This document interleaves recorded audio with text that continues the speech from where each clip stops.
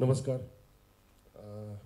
Actually आम्ही 15 ऑगस्टला जेव्हा ती पारितोषिक वितरण होतं त्यावेळेला आमचं गाणं रेडी होतं. आम्ही त्यावेळेला एकच अंतरा केला होता.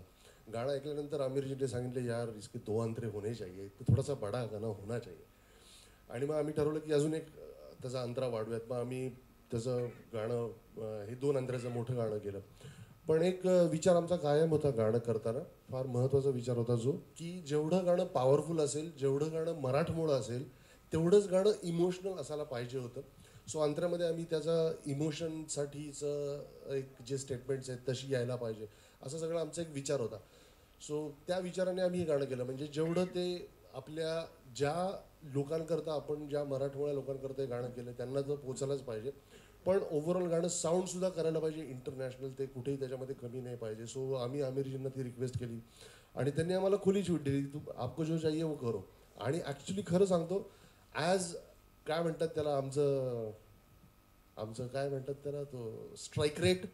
आम्ही पहिलं गाणं ऐकवलं, जे ऐकवलं तीच चाल त्यांना इतकी आवडली की ते म्हणले ओके ये लॉक आहे मेरे लिए. ते पण दाढी डाडावरच केलेलं होतं. मग ते दाढी डाडा नंतर गुरुकडे गेलं आणि मग गुरुने त्याच्यावर इतकं सुंदर शब्द लिहिले. बट आम्ही सौभाग्य समजतो, आमचं भाग्य समजतो की याच्याबरोबर आम्हाला असोसिएट होता आलं आणि एवढ्या मोठ्या महान चळवळीबरोबर आमचं एक गाण्याच्या रूपाने आम्ही त्यांच्यामध्ये आमचं काहीतरी योगदान करू शकलो. सो आम्ही धन्यवाद देतो आमिरजींचे, मुख्यमंत्री साहेबांचे, आणि शुभेच्छा देतो या नवीन वॉटर कपला. Thanks a lot.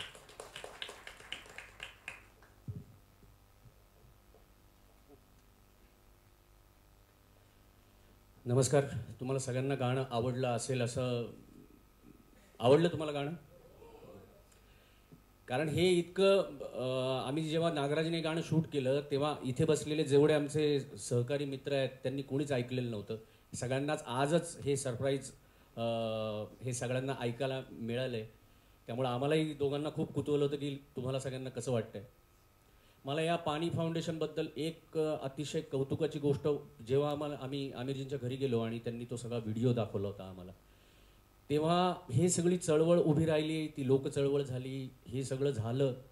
सगळ्यात महत्त्वाची गोष्ट, पाणी अडवा पाणी जिरवा, हे आम्ही सुद्धा शाळेत कधीतरी ऐकलं होतं, पण नक्की ते काय असतं हे आम्हाला कधीच कळलं नव्हतं, सिरियसली कळलं नव्हतं. आणि महाराष्ट्रामधल्या मला असं वाटतं ना की पाणी अडवा पाणी जिरवा हे नक्की काय करायचं हे जोपर्यंत यांनी दाखवलं नाही तोपर्यंत बऱ्याच जणांना कळलं नसेल.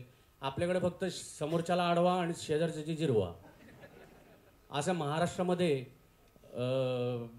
भाऊबंदकी म्हणा किंवा गावातल्या काही तंटा म्हणा, या सगळ्या गोष्टींमध्येच आपला महाराष्ट्र अडकलेला असताना अशी एखादी चळवळ घेऊन आमिरजी आणि त्यांचे सगळे सहकारी येतात आणि आपल्या महाराष्ट्रामधून त्याची सुरुवात होते आणि त्याला इतका असा सुंदर प्रतिसाद मिळतो, ही खरोखर वाखाणण्यासारखी गोष्ट आहे. आणि मी या 2017च्या नवीन जो वॉटर कप येतोय याला मनापासून खूप खूप शुभेच्छा देतो. धन्यवाद.